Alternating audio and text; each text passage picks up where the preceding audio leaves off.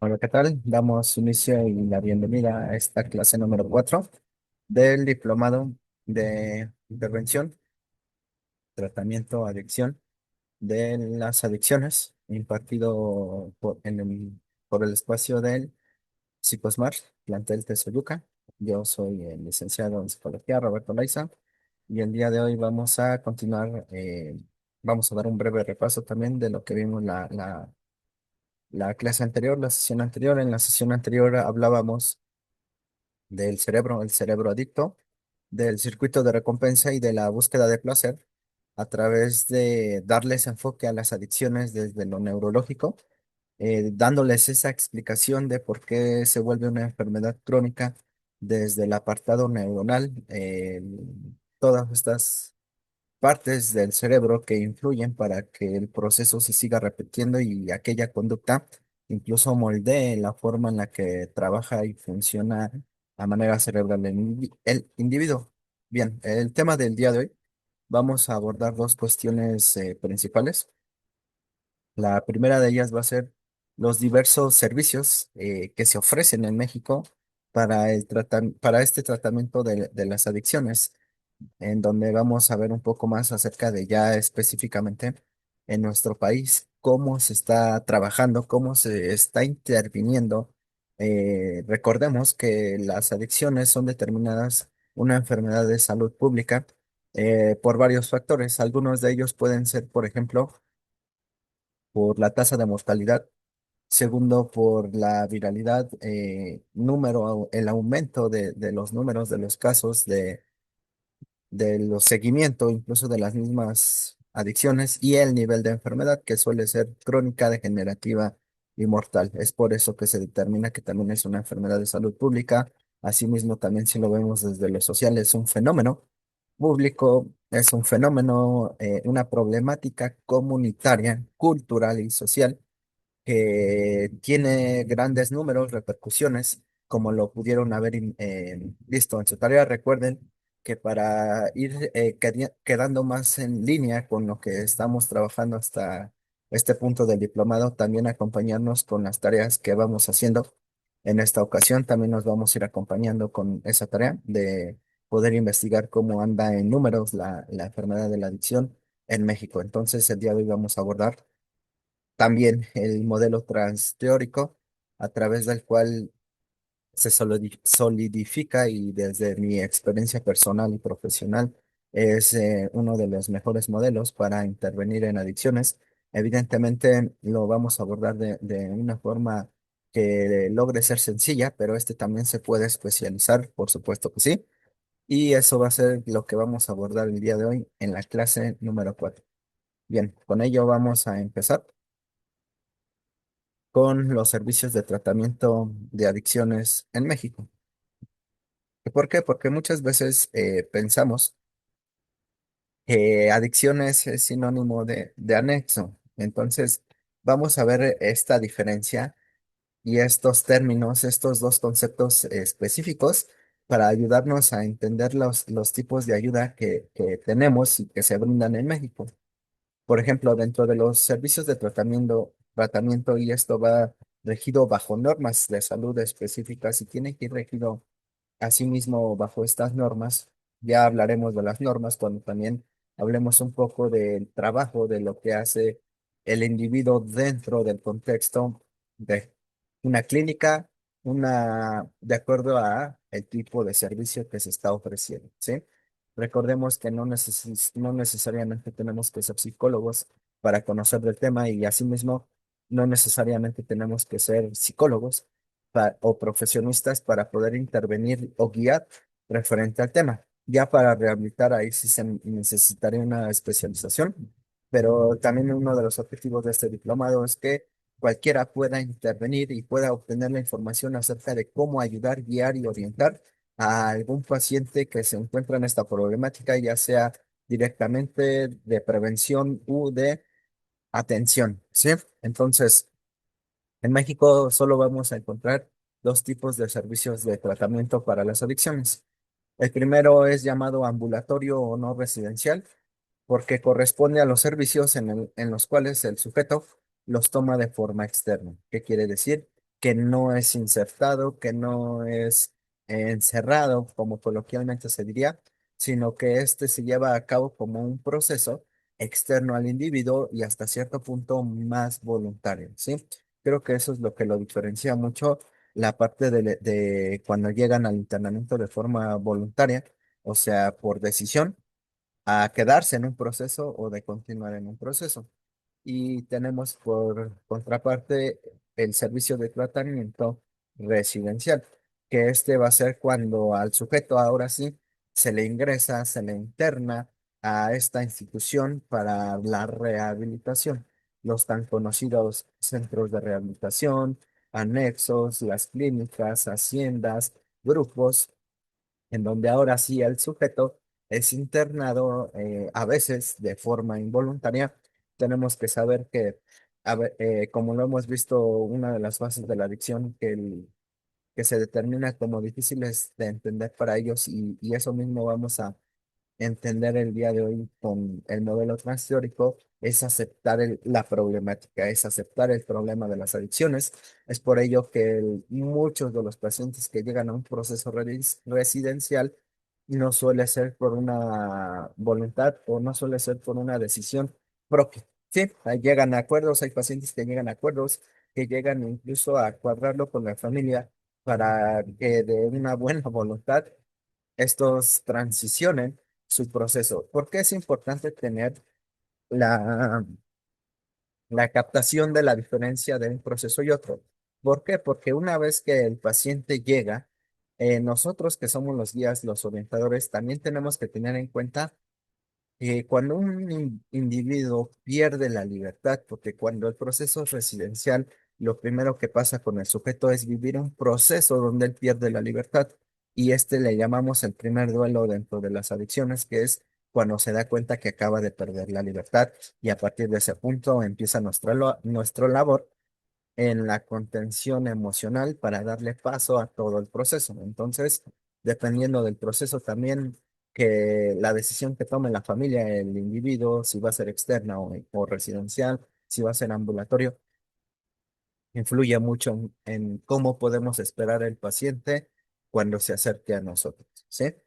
Entonces, vamos a ser más específicos con el apartado o los servicios que se ofrecen de forma ambulatoria o no residencial, o sea, esos que son por externo, donde no es necesario insertar, integrar o encerrar al individuo.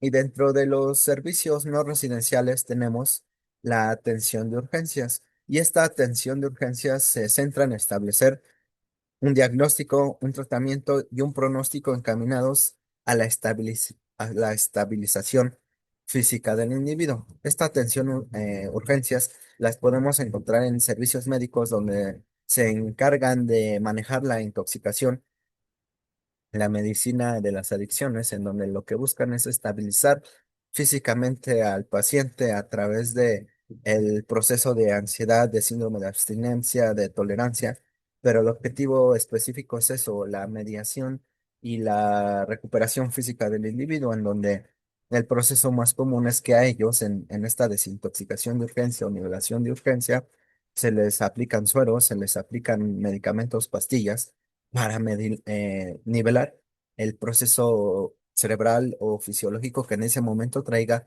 ya sea por la ansiedad, por la abstinencia o por el consumo mismo, o sea, la intoxicación, ¿sí? Entonces, todos estos servicios de atención de urgencias van a ser de la mano de los servicios médicos y así tendría que ser que toda esta atención de urgencias tendría que ir de la mano con algún médico especialista, un doctor que conozca acerca del fenómeno de las adicciones y de la intoxicación. ¿Por qué? Porque ya he llegado en esta experiencia de las adicciones a encontrar casos en donde el tratamiento se da de forma alternativa hacia otras instancias, llamémosle naturistas o llamémosle incluso hasta no reguladas por alguno autónomo, ley, llamémoslo así, o dirección o autoridad que diga que son funcionales para estos procesos. Y lo único que conlleva es que la salud del individuo se merme más o incluso esto despierte una segunda patología o deje secuelas por la negligencia o o sí, por esa falta de atención y conocimiento acerca de cómo está funcionando el cuerpo en la intoxicación. A veces los remedios alternativos eh, traen también sus pros, sus contras, pero yo diría que en atención a urgencias siempre o siempre nosotros podemos recomendar un servicio médico y si es especializado, muchísimo mejor, ¿sí? El segundo punto de atención no residencial lo encontramos en esta atención ambulatoria en establecimientos mixtos o profesionales, en donde tanto lo podemos encontrar con profesionales de la salud y exconsumidores que dan seguimiento al usuario de acuerdo con sus características y necesidades relacionadas al consumo. Y esto los podemos encontrar en los tan llamados grupos, grupos de autoayuda, grupos de neuróticos, grupos de alcohólicos, en donde mismos expacientes, junto con algunos profesionales de la salud, a veces se lleva este tratamiento ambulatorio, ¿no? En donde el paciente puede regresar. Aquí ya no, atención ambulatoria de establecimientos mixtos entre profesionales y extrahabilitados no se enfoca en lo físico, a diferencia del primer servicio del que estamos hablando, sino que este se centra más ya sea en lo emocional, en la ansiedad, en los pensamientos, en regular e incluso al individuo en ese proceso de su vida, de sus emociones, ¿sí? Que llegue el considerar que están desajustados, ¿no? Es por eso que dentro de la literatura y dentro del procesamiento también de un internamiento, se les ofrece esta ayuda, el de un grupo. Le llamaríamos una tribuna, una junta, en donde ellos pueden nuevamente bajo esta alternativa, regularse a sí mismos, encontrar, le llamarían puertos seguros en los cuales ellos pueden descansar, nivelar, liberar, desfogar y a la vez continuar con el camino dentro de lo que es su rehabilitación, ¿no? Tengamos en cuenta que todos estos procesos son por externo, o sea que el individuo no es necesario encerrarse y quedarse ahí, sino que él lo puede tomar como una alternativa, como un hábito o como esa parte de su rehabilitación que necesita cuando él considera que tiene que estar ahí, ¿sí? El siguiente tipo de tratamiento no residencial lo tenemos en esta atención ambulatoria de ayuda mutua, en donde exconsumidores ahora sí dan seguimiento y contención al usuario durante su proceso de rehabilitación y reinserción social.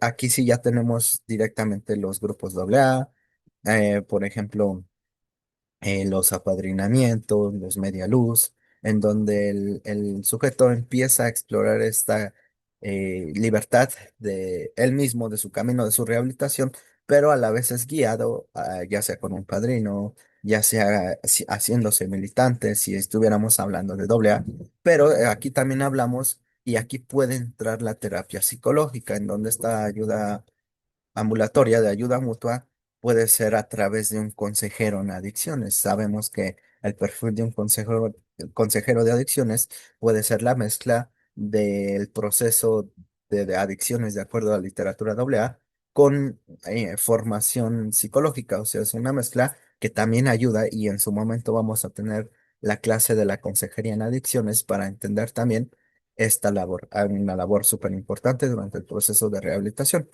Por último, en la ayuda no residencial tenemos la atención ambulatoria alternativa, que incluye protocolos de intervención a partir de diversas técnicas distintas al modelo médico, al modelo hospitalario, al modelo psicológico, y que también se podría considerar que son de ayuda mutua, como por ejemplo medicina tradicional, medicina arbolaria, desarrollo espiritual, el coaching, en donde también suman a que el individuo encuentre este espacio para llevar esa nivelación y esa mediación que necesita en su rehabilitación, ¿sí? Por ejemplo, hay episodios en donde los pacientes no llegan a culminar o no terminan un proceso de rehabilitación como lo debería de ser. Hablábamos de tiempos de rehabilitación en alguna clase y establecimos que los tiempos de rehabilitación dependen del nivel de consumo de la sustancia, del deterioro, del síndrome de tolerancia y del síndrome de abstinencia, en donde planteamos que Los 4 meses son los necesarios para que cualquier sustancia salga del organismo de forma natural y que el individuo en esos 4 meses se encuentre de forma saludable. Evidentemente son 4 meses mientras el individuo se encuentra bajo dieta específica, bajo ejercicio específico y bajo actividades específicas para la desintoxicación física. Pero también va a requerir de terapia, de seguimiento, de autoinstrucciones y demás proceso terapéutico psicológico para hablar de una desintoxicación también psicológica. Entonces, estos tiempos son a veces lo mínimo. A veces se piensa que las clínicas, los centros de rehabilitación ponen un tiempo sin una base, pero en realidad sí hay clínicas que establecen una base de tiempo de acuerdo a la afectación o de acuerdo a la sustancia ingerida. Por ejemplo, si habláramos de metanfetamina, una dosis de metanfetamina para salir completamente del cuerpo sí requiere 4 meses. ¿Por qué? Porque la metanfetamina es una droga que se adhiere a la grasa corporal, a los músculos. Es por eso que alguien que empieza a consumir metanfetamina se empieza a descalcificar, empieza a perder masa corporal, se empieza a chupar. ¿Por qué? Porque ahí tenemos al químico haciendo estragos. Entonces, que el cuerpo se libere completamente de esta metanfetamina no requiere un mes ni 2 meses, sino que requiere al menos 4 meses para desintoxicarse.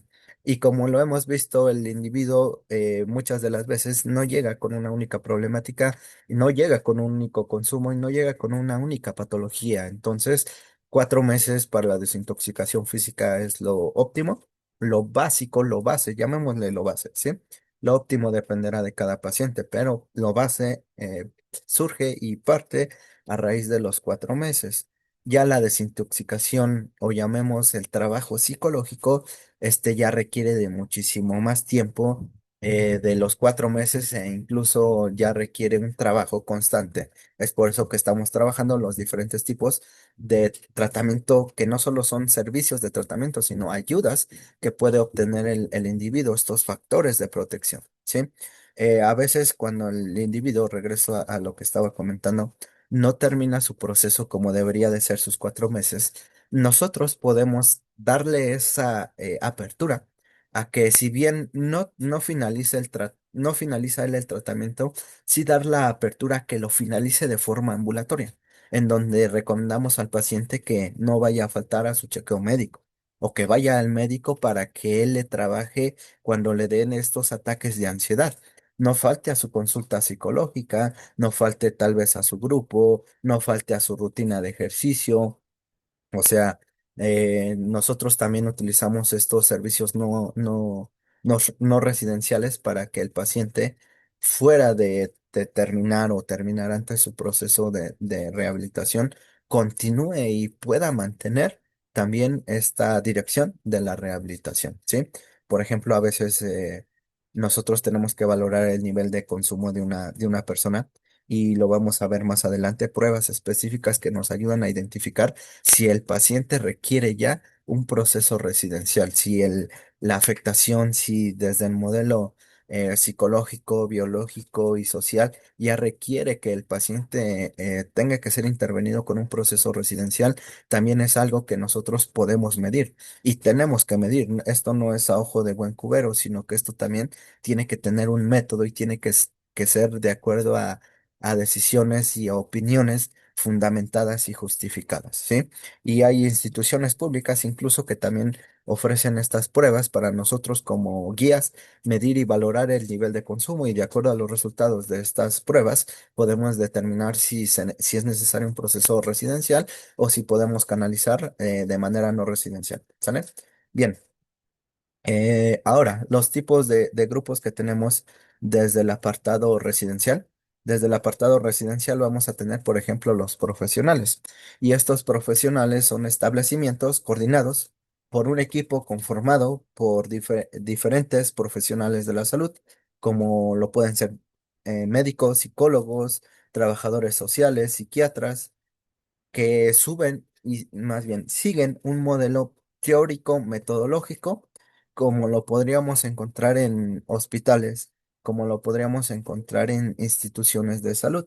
Y este modelo residencial lo podemos encontrar, por ejemplo, en instituciones de salud pública especializadas para el trabajo de adicciones, en hospitales psiquiátricos también, donde también se trabaja esta parte o este apartado de adicciones. Nos referimos a estos servicios profesionales le- basados en este modelo médico, ¿sale? Como lo puede ser el CIJ, el Centro de Integración Juvenil, que es un servicio público como lo pueden ser los diversos hospitales psiquiátricos que tenemos tanto en el estado, si tenemos en el estado, y como en la ciudad, que son, llamemos, llamados profesionales por quienes laboran ahí en la forma en la que se trabaja ahí, ¿sale? También es otra forma en la que nosotros podemos canalizar a los pacientes. Si ya la afectación es psiquiátrica, más allá de un servicio de una clínica o un anexo, tal vez esta persona necesita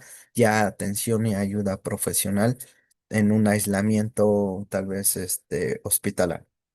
Tenemos la ayuda mutua. Esta ayuda mutua es la tan conocida en México como AA, basada en los 12 pasos fundados por Alcohólicos Anónimos, en donde es un trabajo situado entre rehabilitados, rehabilitados recuperados o personas que ya han pasado por este tratamiento. Ellos mismos valoran y establecen una estructura de ayuda al paciente, los tan llamados anexos. Vamos a hacer una diferencia. ¿Por qué? Porque tenemos el modelo mixto. Y el modelo mixto van a ser servicios precisamente que integran tanto profesionales de la salud y a la vez integran estas comunidades o este tratamiento basado en una literatura AA, las tan conocidas clínicas de rehabilitación. ¿Qué es lo que diferencia un anexo de una clínica de rehabilitación? Pues más allá de los prejuicios o las a veces comentarios que se suelen hacer de forma coloquial o cultural, una clínica de rehabilitación es un modelo residencial mixto.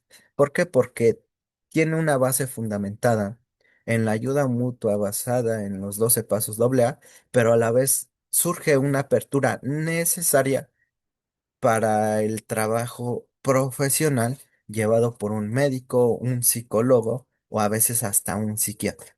¿A qué me refiero? Un anexo muchas veces no está regulado bajo las leyes de protección específicas para el trato, al ser salud tiene que llevar leyes y normas, cubrir normas específicas, como ya lo conocemos, de protección civil para hacer que el establecimiento funcione de acuerdo al objetivo que tiene, que es el trabajo en personas, en humanos, salud pública. Entonces, muchas veces en los anexos, tenemos que hablar de esto, los anexos surgen como en esta necesidad, en esta gran necesidad de el mayor número, tenemos mayores números de consumo de sustancias y ha ido en aumento año tras año.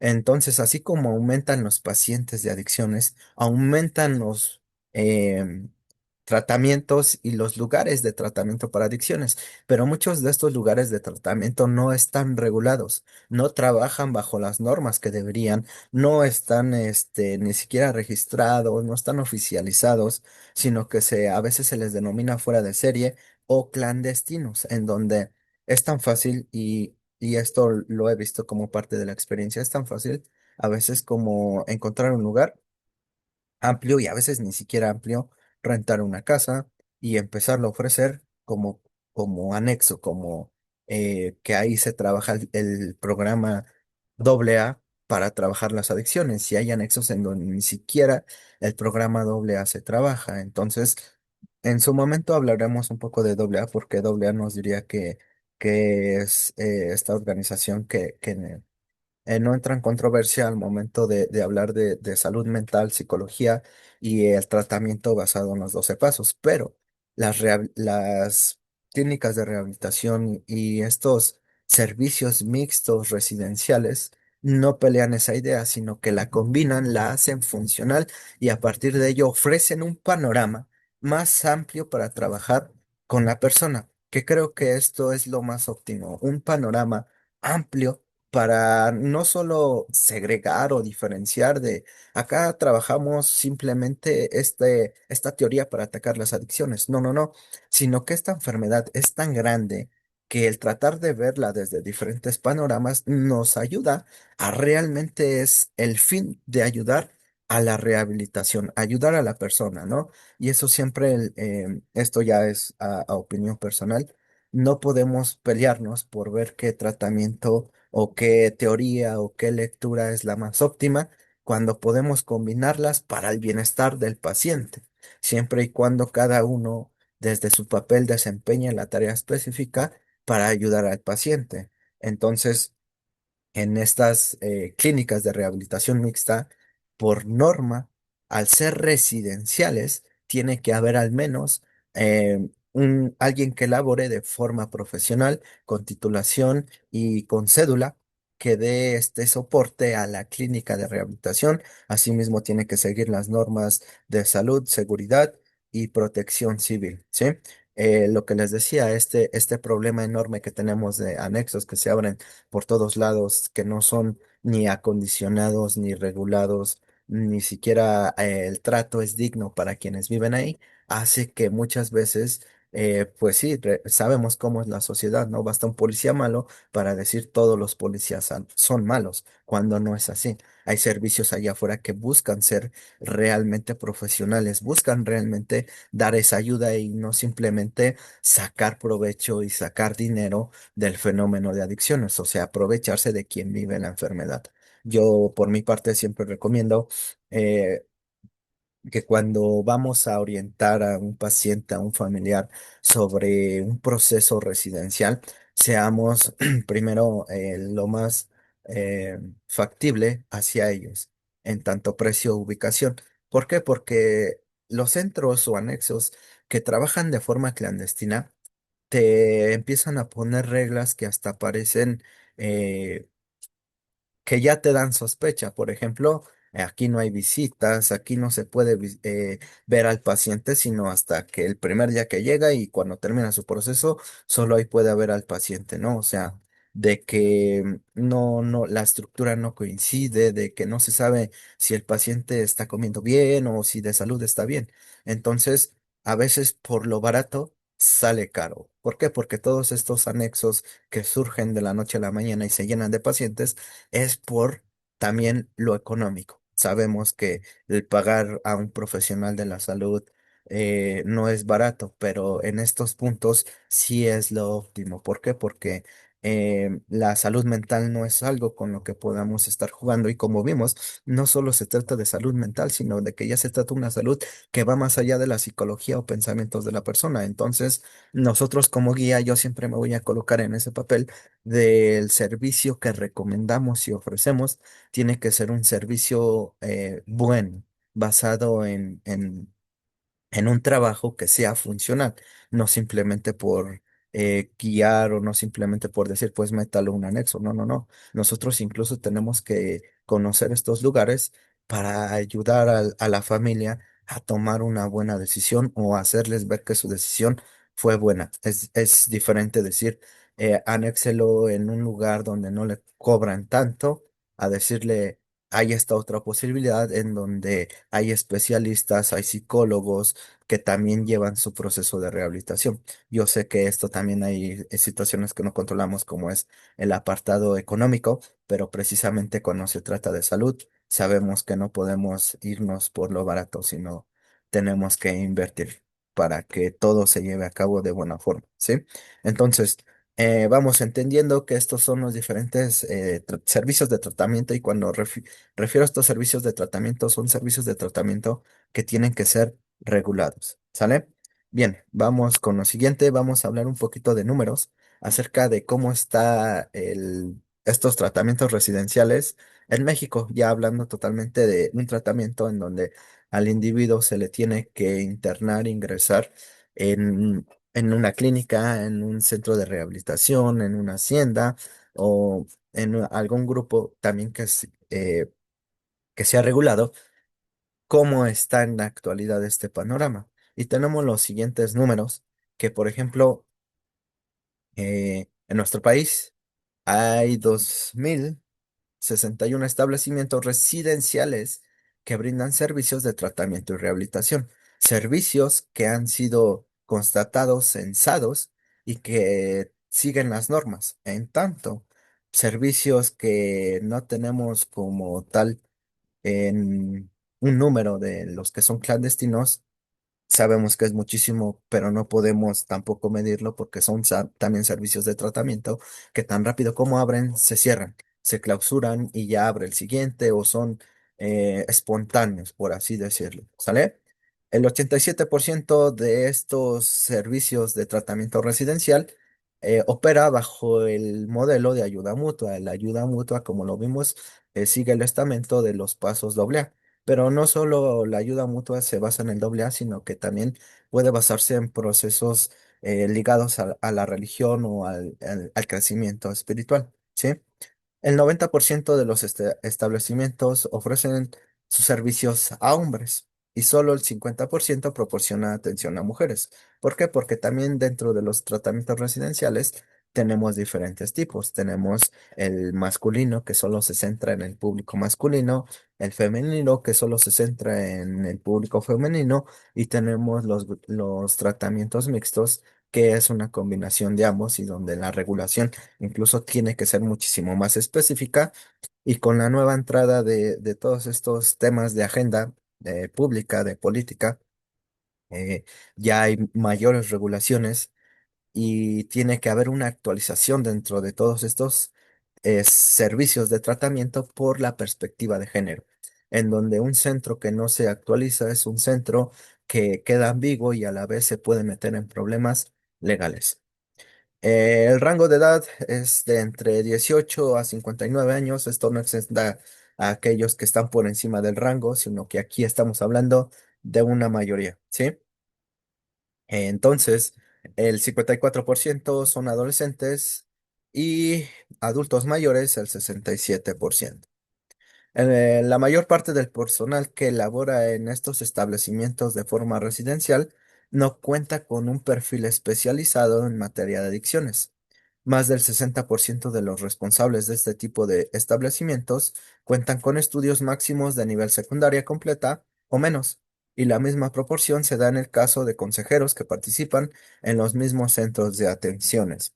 Como lo hemos platicado hasta este momento, em, a veces mucho de crear un centro de rehabilitación no es por parte de un profesional, sino es por parte de alguien que ya transicionó un proceso de estos, que también a su vez él quiere ofrecer el proceso servicio, se informa, lleva a cabo las normas como debería de ser. Pero lo peligroso a veces es esas personas que sin formación, sin hacer todo como debería de ser de forma legal con el permiso ante incluso el ayuntamiento de la región, el apartado de salud de la región, nos hacen ver que esto es algo que puede salirse de las manos y descontrolarse, en donde no sabemos si realmente toda persona que llega a un proceso de residencial, primero llega a un lugar que está realmente capacitado para llevar a cabo el proceso de adicciones, y también no sabemos si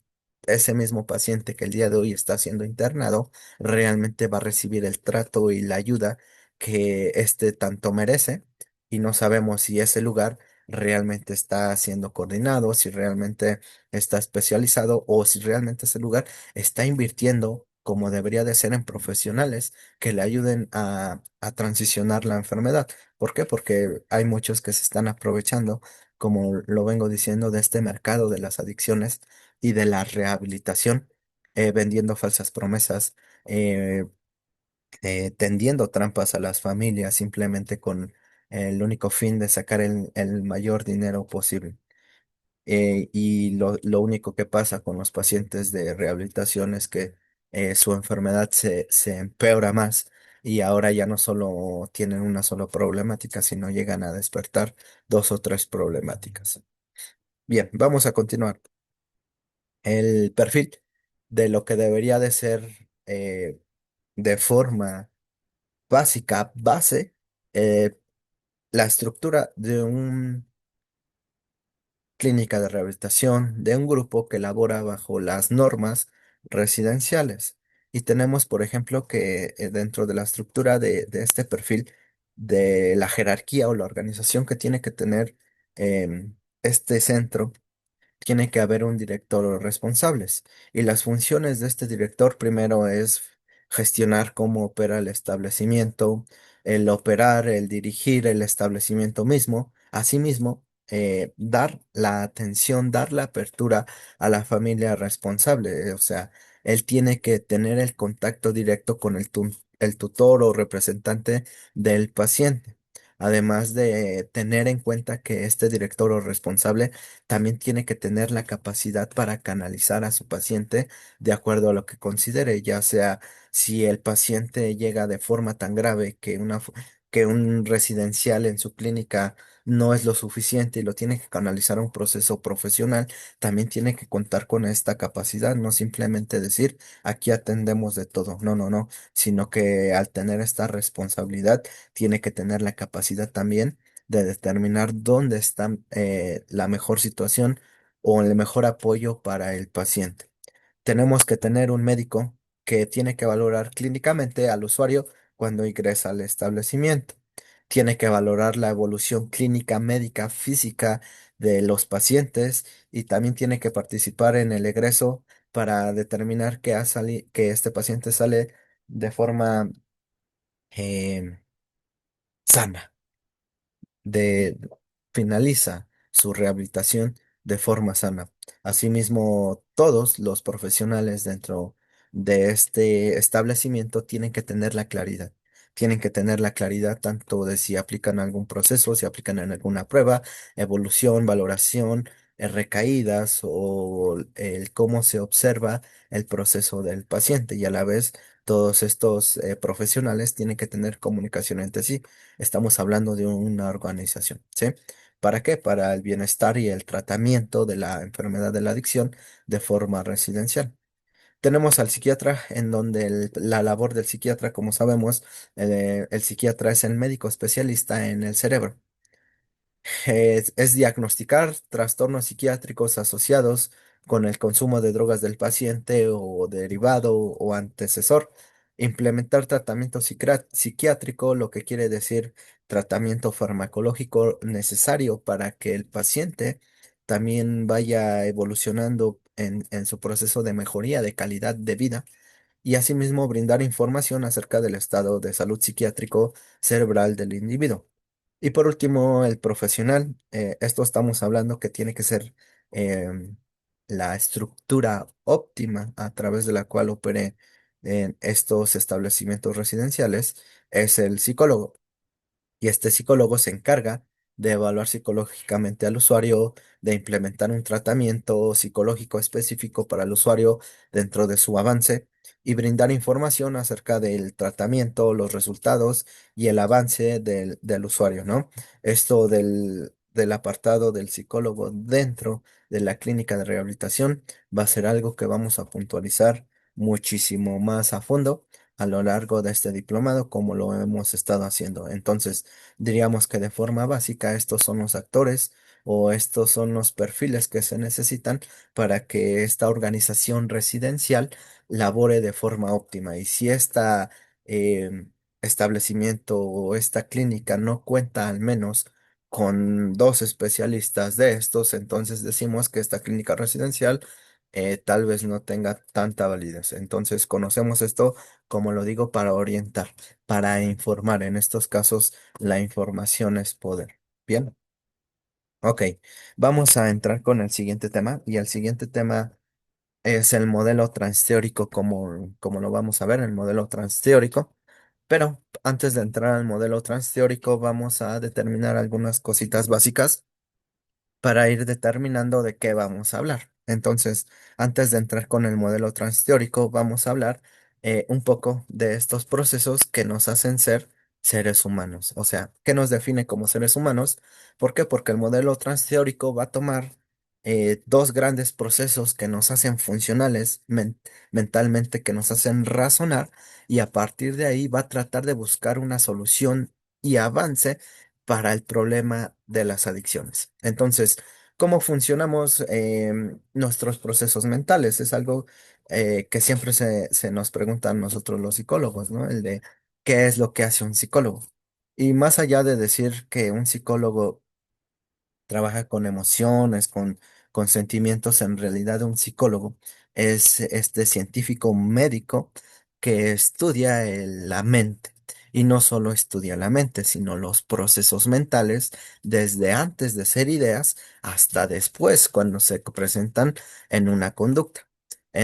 Para esto, de forma clara, básica y general, vamos a decir que para trabajar de forma más óptima un proceso de rehabilitación dentro de las adicciones, tenemos que entender que el modelo biopsicosocial y el modelo biopsicosocial define que todo individuo es un conjunto de tres cosas que lo hacen funcional.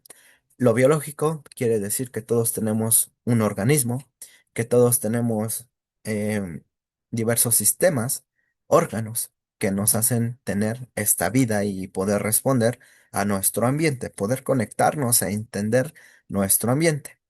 Tenemos lo psico, bio, psico, quiere decir que todos tenemos todos los seres humanos tenemos este proceso de razonamiento, entendimiento que nos define como seres humanos, ¿sí? Esta capacidad de pensar. No vamos a ir más allá de qué es un pensamiento, ideas, no, no, no, vamos poco a poco. Y por último, este modelo biopsicosocial nos habla de que todo ser humano es social, dependemos de unos de otros tanto para crecer, tanto para aprender lo que somos, cómo nos comportamos y diversos procesos en toda nuestra vida, es que requerimos de esta socialización. Así nos adaptamos, así sobrevivimos y así viene siendo también parte de lo que nos define. Así como vimos en su momento que una enfermedad causa daño en estos tres apartados, biológico, psicológico y social, pues la rehabilitación también se va a dar en estos tres apartados. La valoración, el avance del proceso de rehabilitación de las adicciones, también lo vamos a tomar en cuenta entendiendo que todo individuo, todo ser humano, forma parte de estas tres estructuras. Entonces, entendiendo estas tres estructuras que nos definen a todos y cada uno, ahora sí vamos a hablar un poquito del pensamiento, ¿sí? ¿En qué momento se convierte algo en un pensamiento? ¿En qué momento y dónde podríamos determinar que es el papel de alguien al orientar psicológicamente? ¿En dónde, cómo, cuándo? Y sobre todo tener variables a considerar de acuerdo a la problemática. Y esto ya no solo para la enfermedad de las adicciones, sino para los que se están formando en psicología, incluso para determinar que donde uno se coloca es el papel, perdón, o la responsabilidad ante esa problemática misma, ante nuestros pacientes o ante el fenómeno que esté ocurriendo. Entonces, tiene que ocurrir todo un proceso para determinar que somos seres humanos pensantes. Entonces, ¿qué es un proceso mental? Un proceso mental empieza con el ambiente. El ambiente está lleno de estímulos físicos, ondas sonoras, de sonido, objetos, profundidades, sombras, que conforman el ambiente físico, el frío, el calor, lo duro, lo blando, lo dulce, lo picoso, toda esa información que está en el ambiente físico es tan importante reconocerla. ¿Por qué? Porque este estímulo que nos dé el ambiente físico va a hacer que nosotros como seres humanos reaccionemos, aprendemos y podamos adaptarnos a él. Ahí es donde empieza todo, con un mundo físico. Las palabras son ondas sonoras. Y si no hay palabras, no hay reacción. Y si no hay palabras, no hay aprendizaje. Y si no hubiera una palabra, no nos llega una idea, no nos llega una imagen a la cabeza y a la vez no podríamos dar una respuesta. Entonces, mucho depende del ambiente. También vamos a entender que a partir de ser un medio físico, este va a estar lleno de estímulos. Si yo ahora te digo, cierra los ojos en este momento y ahora que tengas los ojos cerrados, piensa en un perro. Las palabras que yo he dicho, el sonido de mis palabras que yo he dicho mientras entraban por tus oídos y estas ondas sonoras activaban tus oídos, te llegó una idea de un perro y eso es también lo complejo de la mente humana, que si se lo preguntamos a 10 personas, el de imagina un perro, las 10 personas van a tener una imagen diferente de un perro. Algunos te van a decir un perro que vieron en una película, uno de caricatura, uno que era su mascota, o sea, así de complejo es el pensamiento humano que de las 10 personas, 10 te pueden dar respuestas diferentes. Entonces, es ahí la complejidad de la psicología de cada persona y esto entendiendo un poco cómo funciona su mente. Dentro de este mismo ambiente que nos rodea como individuos, no solo tenemos el medio físico, todos estos estímulos que llegan a nuestros sentidos. Sabemos que hay fenómenos físicos que están ocurriendo y que ni nuestros propios sentidos son capaces de entender. Pero este ambiente también va a estar regulado por un contexto histórico, social y cultural.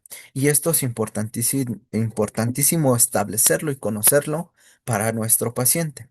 Y esto también lo dejo como parte de una guía de conocimiento acerca del individuo que tenemos en ese momento y le estamos dando una guía. ¿Por qué? Porque esta persona también nació o vive o se adapta en cierto lugar específico.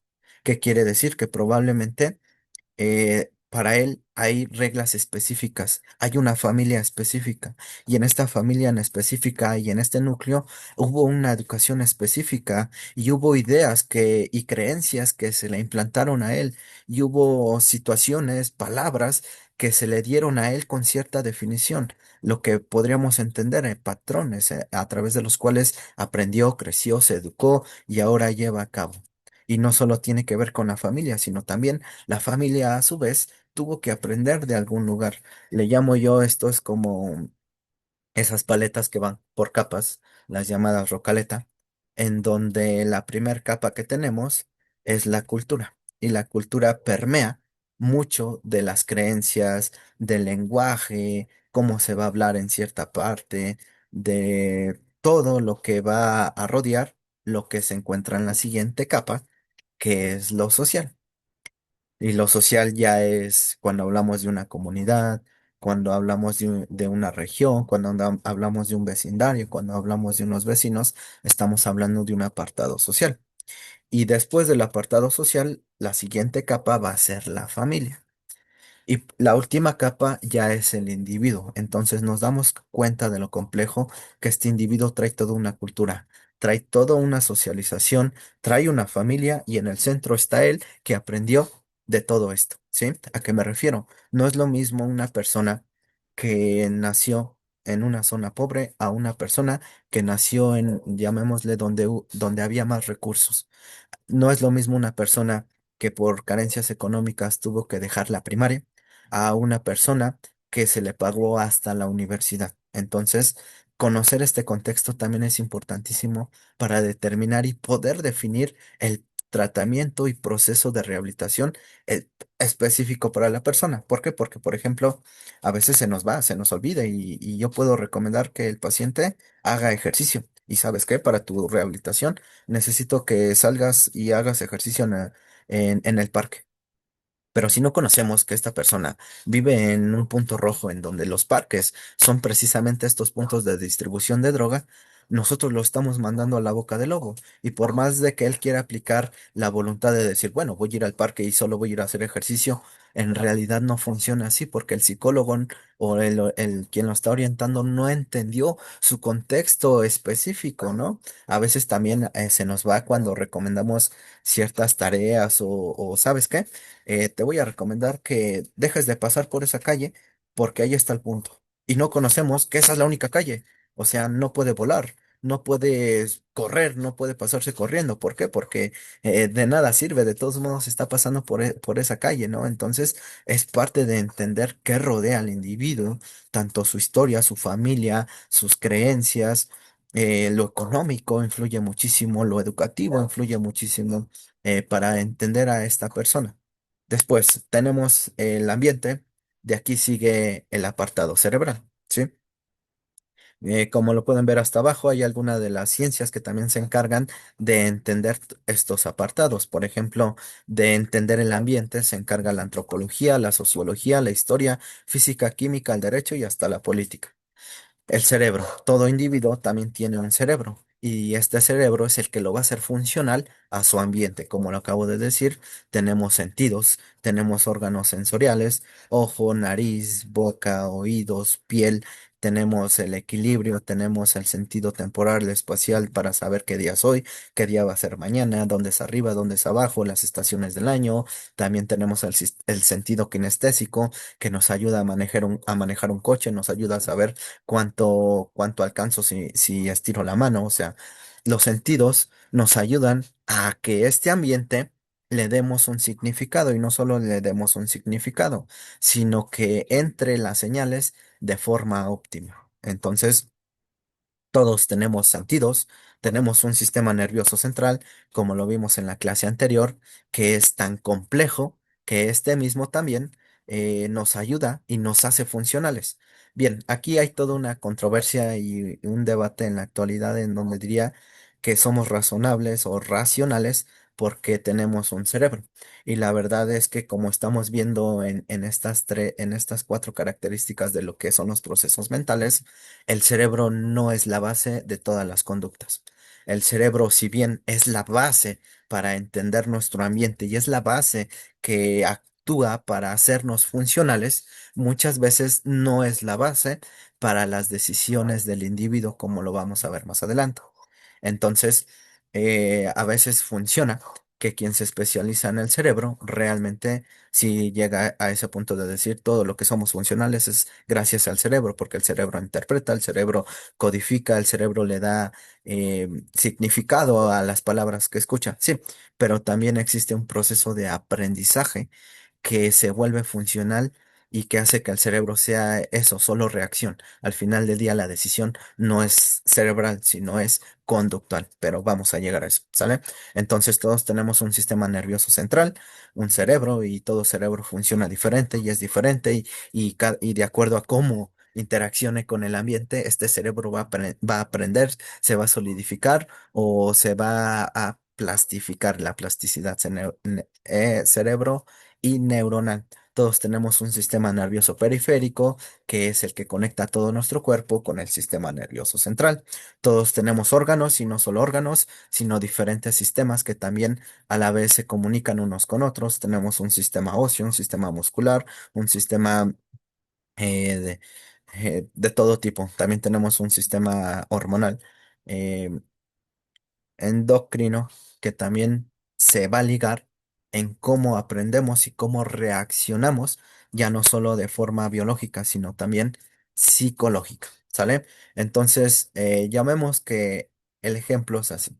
El estímulo fue la palabra que yo di, el sonido que yo hice de imagina a un perro, ¿sí? Cuando yo te dije, cierra los ojos e imagina un perro, ese fue el estímulo del ambiente yo dando una orden, el sonido, las palabras, el mover la lengua, las cuerdas vocales hizo que saliera un sonido y ese sonido, esas ondas de sonido cuando entraron al oído, a la vez la información se llevó al cerebro, el cerebro aprendió las áreas específicas del lenguaje y el lenguaje empezó a funcionar de acuerdo a lo aprendido, a nuestro idioma aprendido y entendió la orden, llevó a cabo la orden y trajo a la vez a este proceso una imagen. Pero ¿cómo es que llegó una imagen? Y para entender cómo es que me llegó una imagen de un perro, pasamos al siguiente proceso para entender que somos un conjunto de todo esto. Y es la cognición. La cognición va a ser este apartado que ya no solo hace que el cerebro se active, porque el cerebro se va a activar y el cerebro va a funcionar, pero lo que lo hace funcional y razonable es qué pasa después de esa activación. Y es cuando ya entran en juego todo esto que nos hace razonables, todos llamarían estos procesos superiores que nos hacen seres humanos pensantes, que es la percepción. La percepción es una vez el cerebro registra el sonido, le da un significado porque entiende la palabra y como ya entiende la palabra, ahora se conjunta con la memoria para dar una imagen. O sea que es una línea en donde ya empecé a razonar lo que escuché. Y ya no solo razoné lo que escuché, sino que empecé a ligar muchas cosas dentro de este proceso cognitivo que me dieron y me dio la capacidad de poder traer la imagen en este espacio llamado mente. ¿Sale? Bien, es una pregunta difícil para los psicólogos el que definan qué es la mente. Bien, en este proceso de cognición, pues ya entra en juego el lenguaje, porque se entendió la palabra que yo dije. Si lo hubiera dicho en ruso o en chino, no se hubiera entendido. La memoria, ¿por qué? Porque se trajo a la memoria una imagen ya almacenada de acuerdo a la palabra. Entró la atención de poner en ese momento, se me está hablando a manera de orden, que traiga, que haga esto. Entonces, accionó, se activó y dio una respuesta cognitiva, ¿sí? Entran los esquemas de razonamiento, en donde se me pidió un perro, no un gato, en donde empiezo a diferenciar, se me pidió, no, más bien se me preguntó. O sea, aquí ya estamos hablando de cómo se codifica esta información, esquemas mentales que nos hacen funcionales y pensantes, ¿sí? Así de complejos somos los, eh, los seres humanos y diríamos que para entender esto a más a fondo hay personas que necesitan 3 años para estudiarlos y se les llama licenciados en psicología, que es lo que se espera que hasta este apartado ellos, los psicólogos, a menos de que vayan en el siguiente apartado, los psicólogos se colocan aquí, en el apartado de la cognición. En el apartado del cerebro se encuentran los neurólogos y los psiquiatras, ¿sale? Pero tenemos el tercer apartado en donde también a veces se colocan los psicólogos, pero debates. Es la conducta. Y la conducta es este comportamiento observable. Digamos que hay unos que dicen que esto no es una línea, que no es una línea de dirección, sino que esto es un círculo en donde la conducta en realidad es el primer proceso ante el ambiente. O sea, al final del día, la conducta va a ser ya cuando nosotros llevamos a cabo una respuesta, una acción, una reacción a este estímulo. Recordemos que el primer estímulo fue la palabra perro, entonces ya todo esto le podríamos llamar una conducta. ¿Por qué? Porque ya es un patrón de respuesta en donde incluye el proceso cerebral, el proceso cognitivo y más allá del proceso cognitivo es el responder, en donde lo decía, no toda respuesta es cerebral de acuerdo a los nuevos debates que están saliendo. ¿Por qué? Porque el individuo al final del día decide si lleva a cabo la orden o si no lo lleva a cabo. Y ya no tiene que ver con lo cerebral, sino con toma de decisiones conductuales. O sea que al final del día la persona está decidiendo si lleva a cabo el ejercicio o no lo lleva a cabo el ejercicio. Y a esto le llamaríamos una conducta, ¿sí? Si el individuo lleva a cabo el ejercicio, ya pasó por el proceso, más allá, ahora él decide. Entonces, en el proceso de adicciones, vamos a entender que la conducta es este patrón de respuesta, no tanto lo que pueda llegar a decir, sino lo que llega a hacer el individuo. Y dentro de la conducta, en la actualidad tenemos eh, todo un apartado de personas que se encargan de estudiar la conducta como una ciencia y son las ciencias del comportamiento y conducta humana. A veces también los psicólogos lo hacen, el número es muchísimo menor y a veces hasta hay personas que combinan cognición y conducta como cognitivo-conductual. Pero cuando los combinas hay complemento y a la vez diríamos que uno cubre al otro. Entonces, quiero quedarme en este apartado, en el de la cognición y en el de la conducta. ¿Por qué? Porque el modelo que hoy vamos a ver se encarga de entrar en los pensamientos y en los comportamientos para poder llevar a cabo un avance dentro de la rehabilitación de nuestro paciente. Como ya lo vimos en la clase anterior, hablábamos del cuando toca hablar del cerebro y el especialista en el cerebro. Cuando lo vimos, cuando entendimos factores de riesgo, hablamos de la primer línea que era el ambiente. Entonces, el día de hoy vamos a hablar de lo que sigue para establecer un método funcional contra las adicciones. Entonces, cada vez que nos refiramos o referimos al modelo transteórico, decimos que es un modelo que se sitúa entre la cognición y la conducta, entre los pensamientos y los comportamientos, que va a tratar de mezclar esto para que el individuo cambie tanto pensamientos y conductas ante la adicción, ¿sale? Ya del apartado cerebral ya hablamos, ahora vamos a hablar de estas dos funciones. Bien, entendiendo y dejando más claro esto, recuerden, si hay dudas o preguntas, no duden en hacerlas, y durante el transcurso de la siguiente clase se aclaran estas, ¿sale? Si no va quedando claro, si estoy diciendo muchos términos, estoy tratando de que esto sea un poco más clarificado, no tan técnico, pero también si digo algo técnico, explicarlo, explorarlo y sobre todo hablarlo de una forma que todos sigamos esta misma línea de aprendizaje. ¿Por qué? Porque esta también es una línea llamada línea de aprendizaje. Bien, entonces ahora sí vamos a entrar con lo que es el modelo transteórico. Y el modelo transteórico, como lo dijimos, va a ser este modelo propuesto por James Prochaska y Carlos Di Clemente, en donde juntan y ellos empezaron a hacer estudios en jóvenes fumadores para tratar de entender cómo era el avance de su teoría, ¿sí?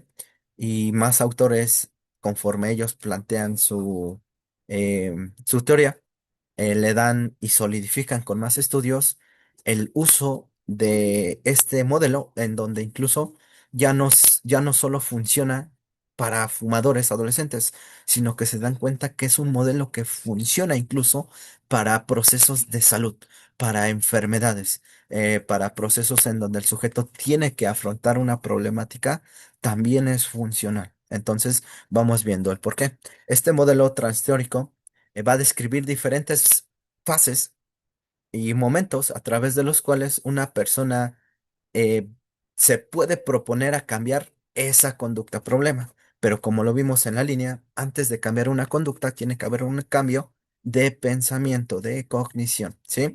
Entonces, el propio paciente va a tener que ser el activo durante todo este proceso y cambio. El quien nosotros en este caso vamos a ser los guías, los evaluadores y hasta incluso a veces los que brinden las funciones y herramientas para que el paciente pueda transicionar estas etapas o estos momentos de cambio hacia una conducta o comportamiento que sea diferente a la adicción, ¿sí? Entonces, en este modelo vamos a identificar estas etapas, las menciono de forma clave y vamos a hablar de cada una, ¿sí? Tenemos la precontemplación, contemplación, preparación, acción, mantenimiento y el proceso de recaída, que es el que reinicia el ciclo, ¿sale? Entonces, este modelo va a tratar que el individuo, eso, trabajar de forma individual. Y estas etapas diríamos que son metódicas en donde va una de la mano de la otra. No podemos saltarnos, no podemos combinar, no podemos decir primero esta y luego esta. No, no, no. Esto es metódico y estas fases precisamente es una transición progresiva hacia el cambio, ¿sí? Entonces, durante todo este proceso de avance, vamos a necesitar lo que es una motivación del paciente. Y ese va a ser el siguiente tema de la siguiente clase, que es la motivación, ¿sale? Entonces, esto es un dinamismo en donde se busca cambio de pensamientos hacia un cambio de conducta, ¿sale?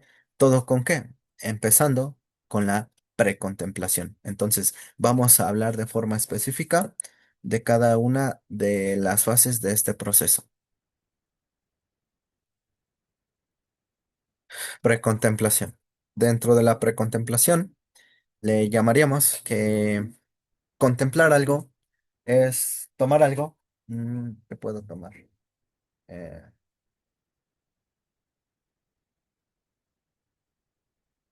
pues, ah, contemplar algo es tomar un objeto y darle vuelta. Y por arriba y por abajo y entender sus características y poder acercarlo, alejarlo. A eso le llamamos contemplar algo. Entonces, en esta etapa, antes de la contemplación, la paciente o el paciente no tiene intención de cambiar. ¿Por qué? Porque no es capaz de observar el problema con la magnitud que es, no es capaz de entender ni siquiera de aceptar un problema.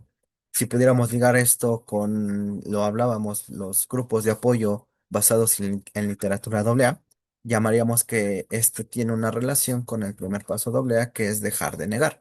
Pues aquí es, psicológicamente está pasando lo mismo con el individuo. De acuerdo a lo que vimos en la clase anterior, no es que lo niegue, es que está en ese proceso adictivo cerebral en donde él es lo único que busca. Entonces, cuando se le dice que lo deje de buscar, es imposible. ¿Por qué? Porque ya está inmerso en este ciclo de consumo, ¿sale? Entonces, esta persona no se para a identificar el problema, las consecuencias o siquiera aceptar la rehabilitación, el internamiento. Una de las primeras cosas que yo les expreso a los pacientes cuando estos llegan es que ellos llegan porque la familia le pone un alto a lo que ellos, primero, no le pusieron un alto. Segundo, no quisieron ponerle un alto de forma congruente y voluntaria.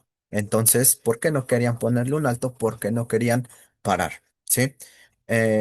Normalmente no entienden que esto es un riesgo, no entienden que esto es enfermedad, sino al contrario, para ellos es más fácil seguirlo llevando a cabo precisamente. En esta etapa de contemplación, como lo indiqué con la negación, puede utilizar el paciente esta resistencia o estos mecanismos para no ver la enfermedad. Y dentro de las más comunes que utilizan los pacientes para decir que no están enfermos, para decir que no hay un problema, tenemos, por ejemplo, la racionalización, en donde el paciente a través de razonamientos lógicos trata de darle una explicación al por qué el beneficio de seguir haciendo lo que hacía. Los pacientes, ahí me he llegado a tocar pacientes que sacan estudios de no sé dónde, precisamente para justificar lo que hacían. O sea, tratar de darle una explicación lógica a la enfermedad, tratar de darle una explicación con argumentos a la conducta adictiva, muchas veces es lo que ellos buscan, a decir es que para mí funciona porque me da atención, para mí funciona porque duro más en el trabajo, para mí funciona porque no pasa nada, estas ideas también distorsionadas, mitos o burbujas de realidad con las que llegan precisamente por el proceso adictivo y las ideas que ellos traen. Aquí, como lo vamos a ver, las primeras etapas del modelo transteórico se van a basar en lo cognitivo, en las ideas, en los esquemas de pensamiento que trae de la persona, como lo vamos a ir avanzando. Entonces, en esta primera etapa, vemos que hay una distorsión, vemos que hay ideas negativas, que hay ideas que no son racionales, que no son reales, vemos que hay incluso premisas que él mismo defiende que solo hacen que esto se mantenga en una realidad distorsionada. Otra de las formas en las que estos pacientes se mantienen en esta etapa de precontemplación es el optimismo. Es cuando se llegan de estas palabras de que todo irá bien, de que no pasa nada, de que era poquito, de que esta vez llegue peor, de que ya lo estaba dejando, cuando no es cierto. O sea, durante esta etapa surge la deshonestidad, muchísima deshonestidad. También surge lo siguiente que vamos a ver, que es la culpabilización, en donde se culpa de los asuntos que no le corresponden o culpa a los demás de lo que está y acaba de acontecer, que es algo necesario en la transición de la precontemplación. Sí, y nuestro papel, nuestro guía es primero hacer que todo esto florezca para poder identificar qué fenómeno estamos expresando, si el fenómeno si el paciente lo está negando, si el paciente está en un proceso de culpabilización en donde aún le da vueltas al quién y al por qué, pero no se da cuenta que es él o que él decidió o no se da cuenta de las acciones que llevó a cabo, decimos que el paciente está en ese proceso de culpa.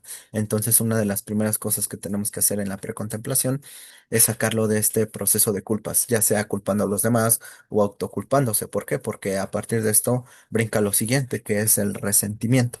El de ya encontré un culpable, entonces ahora todo mi depósito emocional gira en torno hacia ese culpable. Y mientras él se encuentra en esta situación, no vamos a poder aperturar el pensamiento de la persona, sino que siempre se va a mantener en este juego, en este patrón de culpable, resentimiento, y el resentimiento me da más culpa y la culpa me da más resentimiento. Entonces, no tenemos un establecimiento ni funcional ni a disposición de que el paciente pueda avanzar a la siguiente etapa, ¿sí? Otra de las formas más comunes de negación o resistencia es el singularizar, o sea, identificar que el problema es resultado de una única situación. Es decir, aquí es cuando empiezan a expresar todas sus justificaciones, todos sus, no le llamaría pretextos porque para ellos es algo que fue funcional, pero sí son pretextos en donde expresan el por qué lo hacían, ya sea por algo del pasado, ya sea por algo del presente. Recordemos que a veces para reduciendo las cosas y determinar el por qué, lo podemos siempre acomodar de dos lados. Una es por carencia y la otra es por exceso, en donde o le faltó algo o se le dio de más, en donde o hubo abandono y rechazo o hubo sobreprotección. Y a partir de ahí la justificación que a veces ellos dan o la primera justificación que dan del cual hacían el consumo se puede limitar en alguno de estos dos panoramas. O le faltó algo o le daban de más. Entonces, el, el intermedio es el que muchas veces buscamos, el de decir, ok, no solo es una única cosa, sino que aquí llegas por varias decisiones, que incluso la decisión de mantener el consumo es una decisión y un error que ellos no suelen ver, pero siempre van a tratar de minimizar y es el siguiente apartado, el de considerar que el problema es menor y que no tiene importancia, que no era para tanto, que al final del día ya lo podían manejar, ya lo podían controlar, ya lo iban a dejar, ya lo estaban dejando, o si les daban chance a lo mejor y lo dejaban de hacer. Entonces, el minimizar es parte de negar, o sea, una disonancia, decimos dentro de psicología que una disonancia cognitiva es cuando hay dos opuestos. Hay un A y hay un B, y al sujeto se le da a decidir entre A o B, pero como son opuestos, llega a este punto de poder soportar la realidad de decidir, minimizando el otro extremo, ¿no? Por ejemplo, si el sujeto tiene que decidir entre estudiar y trabajar, si él decide trabajar, va a minimizar el estudio. Si él decide estudiar, va a minimizar el trabajar. ¿Por qué? Porque esta frustración de la disonancia de dos extremos siempre lo va a hacer protegerse a raíz de minimizar lo que no eligió. Entonces, cuando llega de forma involuntaria, lo primero que minimiza es su problema y lo que maximiza es el problema de los demás. ¿Por qué? Para poder transicionar esta disonancia cognitiva, o sea, esta frustración, activa ese mecanismo para protegerse y poder entender las cosas. Y aquí es cuando reducen o minimizan le llamo yo, a nivel bolsillo sus problemas de decir, no era para tanto, o sea, ni siquiera estoy tan mal, o sea, no fundí tanto, a veces, como lo decían, utilizan el pasado, decir, anteriormente lo hacía más y hasta peor y ahorita ya me dejan menos, o sea, es parte de minimizar para poder buscar un equilibrio, ¿no? Y por último, una de las cosas más comunes que hacen en la etapa de precontemplación es la vaguedad de información, en donde da respuestas que no tienen sentido durante la sesión o cambia el tema frecuentemente del por qué está ahí, ¿no? Oye, ¿por qué estás aquí? No, por mi pasado. Y al siguiente día cambia la respuesta y estoy aquí por mi pareja y al siguiente día cambia la respuesta, estoy aquí por mi infancia. Y no hay algo común, sino que aquí podemos entender que esta persona más bien no entiende el porqué de sus acciones. O si lo entiende, lo niega. o si lo entiende, lo calla, lo miente, lo omite para que así se le pueda dejar de preguntar y con eso mantener un perfil bajo en su rehabilitación. Sí, bien. Esta es la primera etapa y como lo dije, esta primera etapa la tienen que transicionar sí o sí toda persona, porque mientras no la transicione va a vivir en la negación. Y si nosotros queremos un proceso de rehabilitación, mientras no ha transicionado el proceso de precontemplación, a veces los pacientes aprenden algo que es cubrir, maquillar un posible avance cuando solo es deshonestidad a dar lo que el otro quiere escuchar. ¿Sí? Es por eso que estas etapas tengan que ser congruentes una con la otra y así con la última para realmente determinar si hay un avance o no hay un avance. Le llamarían dentro del proceso clínico, se tapiñan, se solapan a sí mismos, inventan, mienten, son deshonestos, cambian versiones de acuerdo a lo que les conviene, conveniencia. Bien, la siguiente etapa, ahora sí vamos a tener que si el paciente está dispuesto y nosotros logramos entrar en esta confianza con él y no solo confianza, sino que a diferentes métodos de hacerle ver la realidad que está tratando de negar, le ayudamos a que eh, resuelva esta frustración y realmente establezca lo que es la enfermedad a través, ya sea dándole información, ya sea incluso diciéndole de forma racional o que él vea de forma racional que no ha sucedido al azar, sino que han sido medidas que él ha venido tomando y que traen estas consecuencias. eh, Solo así vamos a poder pasar a la siguiente etapa, que ahora sí es la contemplación. En esta etapa ya puede ver el problema, pero evidentemente está indeciso por hacer algo contra el problema, ¿no? Digamos que aquí ya me puede reconocer lo que hizo mal, ya puede aceptar lo que hizo mal, pero aún no está preparado para el cambio, ¿no? ¿Por qué? Porque hay pacientes que piensan que reconocer el problema ya es solucionar el problema y no es así. Hay pacientes que piensan que porque reconozco ya trabajé, que porque ahora sé y me doy cuenta de lo que me hizo falta, ahora ya me curé y lo cual no es cierto, sino que sigue siendo parte de una negación o parte de esa disonancia que ellos mismos quieren transicionar, ¿sale? Entonces, en esta etapa de contemplación, eh, el individuo empieza precisamente a entender la realidad o su realidad acerca de sus decisiones, acerca de sus ideas, acerca de su forma de actuar, acerca de cómo él reaccionaba ante lo que le rodeaba. Entonces, está valorando. En esta etapa se da la valoración. ¿Por qué? Porque le cae el 20, le cae ahora sí la magnitud del problema. Le cae ahora sí las secuelas, le cae la factura y lo que debe de la problemática. Entonces, empieza a hacer este balance entre si lo mantiene o cambia. Yo principalmente en estas etapas es necesario que ellos tengan una guía de motivación para poder llegar a esa balanza de incluso aceptar un cambio. ¿Por qué? Porque como seres humanos nos es difícil aceptar un cambio, más cuando ya repetimos el patrón por muchas veces, ¿sí? De ahí de la fase de contemplación, entramos a la fase de preparación. Y en esta fase de preparación ya no solo examinó el problema, sino que aquí ya empieza a idear soluciones. Digamos que en la primera fase el sujeto acepta un problema. El sujeto, digo, no acepta un problema, perdón. En la primera fase de precontemplación, el sujeto no se da cuenta de un problema.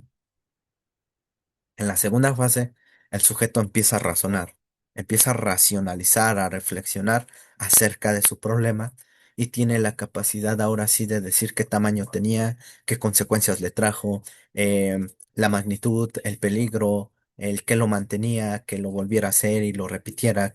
Entonces empieza una examinación ahora sí del problema, ahora sí poder moldear el problema y mientras lo moldea liberarse a la vez de prejuicios y entender su propia responsabilidad ante esto. Y a partir de ahora sí ya no solo me describas el problema, ya no solo me digas cuál es el problema, ahora empieza a idearme una solución para ese problema. El de ya no me digas, hice esto. Sí, examínamelo para identificar dónde puede haber una ambivalencia de hacer algo diferente. Pero ahora proponme una solución. Ahora piénsame, reflexióname cómo podemos hacer algo diferente. Ahora puedes tú decirme el de dónde cambiamos, dónde mejoramos, dónde ajustamos, dónde liberamos, dónde trabajamos, dónde contenemos, dónde valoramos, ¿no? Y aquí ya hasta este punto el psicólogo es ese guía que a través de su formación, a través de los consejos o herramientas que pueda recomendarle, ayudarlo a transicionar, ¿sí? En la primera etapa, por ejemplo, de precontemplación, es muy básico que el individuo tenga un... em, vaciado emocional, de si está enojado con alguien, de si tiene culpa con alguien. Yo en estos puntos, si puedo recomendar algo, es trabajar de la forma más humanamente posible con ellos, precisamente siempre valorando al otro individuo, trabajando con empatía. ¿Por qué? Porque a veces si nosotros nos ponemos en ese papel de jueces y verdugos, de señalarle lo que está mal, es contraproducente y solo hacemos que el paciente se encierre más en estos mecanismos y no aperturamos muchísimo más a lo que pueda él avanzar cuando lo empezamos a atacar de decir, no, es que ya te diste cuenta cuántas veces lo hiciste y lo vas a volver a hacer y yo te lo aseguro, o empezar a decir es que, ¿cómo te va, o sea, cómo me dices que lo hacías por el pasado, si ya es el presente, ya estás grandote, o eso ya pasó hace mucho, empezar a soltar valores o prejuicios nosotros mismos de etiquetas va a hacer que el individuo se encierre más en la precontemplación y no quiera pasar a la siguiente fase. Entonces, aquí sí se requiere de mucha empatía, de mucha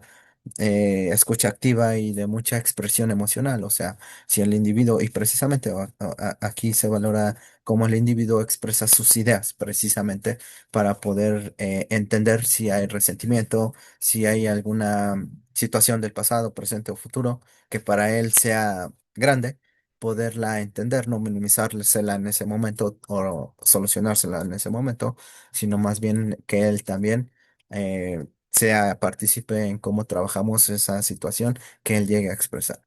Entonces, en la etapa de preparación, ya pasamos a las soluciones, ya pasamos a la reflexión acerca de, ok, ¿y ahora qué se va a hacer diferente? ¿Ahora qué se va a planear? Entonces aquí ya empieza a haber una disposición al cambio. Y hasta este punto y hasta esta fase del avance, solo han sido ideas o pensamientos. Solo hemos trabajado con el apartado cognitivo dentro del avance, si nos damos cuenta, solo es valorar las ideas, valorar el porqué de sus ideas, como lo decíamos en el apartado cognitivo. Bueno, pues a partir y a raíz de esta primer mitad, decimos que se viene ahora sí lo que es la conducta, o sea, la acción. Y para la acción entramos precisamente con la fase que se llama así, que es acción. Aquí ya estamos hablando, ya no moldeamos ideas, aquí ya empezamos a moldear comportamiento. Entonces, si ya tenemos una idea, le damos paso a que se lleve a cabo en forma de comportamiento. En esta etapa se hacen cambios, lo que se busca es cambios alrededor de la adicción, o sea, la abstinencia o la rehabilitación. Entonces, aquí ya tenemos que tener esas modificaciones específicas que se vinieron haciendo en forma de ideas y pensamientos. Ahora ya no es algo que se tenga que quedar simplemente en la mente, sino que es algo que el individuo tiene que empezar a hacer por criterio, a voluntad o a acción. El de ya no son hechos, sino ya son acciones, ya no son dichos, sino ahora es lo que llegue a ser, ya no es lo que dice, es lo que hace. Y hasta este punto no podemos llegar a una acción si no tenemos un pensamiento congruente. ¿Por qué? Porque aquí tenemos que tener una línea de dirección y esta línea de dirección yo siempre la expreso que tiene que ser congruente. Una cosa es lo que digo, otra es la que hablo y diferente la que... no, perdón. Una cosa es la que pienso, otra es la que digo y otra es la que hago. Aquí hay incongruencia.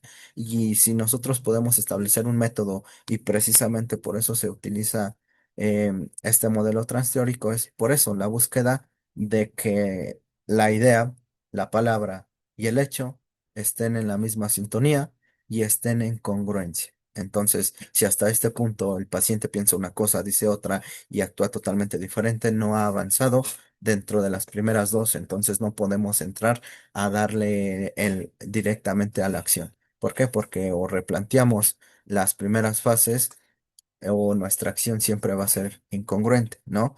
¿Por qué? Porque aquí tenemos la ventaja de que ya valoramos lo que hacen, o sea, lo observable hacia él. Pongamos un ejemplo, un individuo que llega a la clínica por ser ingobernable y dentro de su ingobernabilidad es alguien que no se da cuenta que habla con muchísimas groserías. Es alguien que no se da cuenta que es hostil al hablar. Entonces, cuando nosotros transicionamos la primera etapa, él y podemos valorar que él se dé cuenta que esa forma de comunicarse no es la óptima, no es la correcta. Entonces, le podríamos decir al paciente que él mismo o nosotros ayudarlo, ofreciéndole herramientas dependiendo del enfoque, para cambiar eso, en donde, ¿qué te parece si a partir de este momento o él lo propone, el empezar a hablar diferente? El paciente dice, no, yo quiero tener el hábito de ahora dar gracias, a decir por favor. Pero cuando pasamos a la etapa de la acción nos damos cuenta que el paciente no lo hace. Entonces eso solo se quedó en la fase de pensar, no de hacer. Entonces aquí sí necesitamos ser más congruentes con esto que vengo diciendo del avance de la persona. ¿Por qué? Porque si damos por cerrado un proceso y la acción no es congruente con lo que exploramos las primeras dos sesiones, en realidad no rehabilitamos, simplemente lo ayudamos a transicionar, lo fuimos calmando, lo contuvimos, pero no trabajamos absolutamente nada en torno a lo que eran pensamientos del problema y conductas en torno al problema. Entonces, nos rehabilitamos. ¿Por qué? Porque se supone que rehabilitación es cambio, se supone que rehabilitación es diferencia, reaprendizaje. Entonces empieza desde los pensamientos y se mantiene y se expresa desde la conducta. ¿Es difícil? Sí. Por eso no cualquiera se puede aventar a esto, sino que tenemos que tener entendido también si yo fuera esa persona, realmente cambiaría algo que he hecho por placer o algo que he hecho por toda mi vida. Es por eso nosotros como guías en este apartado de la acción. La última fase es el mantenimiento. El mantenimiento es una fase que yo digo no se habla, sino que esta ya es totalmente acción. Esta ya tiene que ser un patrón. Aquí ya tenemos que estar hablando de lo observado, no de lo dicho, no de lo planteado, no de lo respondido, sino que aquí ya estamos hablando que tanto se mantiene todo este cambio hasta este momento. Desde la primera fase hasta la acción que tanto el paciente mantiene este patrón de comportamiento, de conducta. Aquí ya estamos hablando eso que buscábamos, que haya un cambio de conducta, que haya un cambio, un aprendizaje para la vida del individuo. Entonces, en esta etapa de mantenimiento, se supone que si el proceso de rehabilitación es bueno, va a dejar a todo paciente en esta etapa de mantenimiento justo para que él pueda seguirlo manteniendo fuera de la clínica o del proceso que él esté viviendo.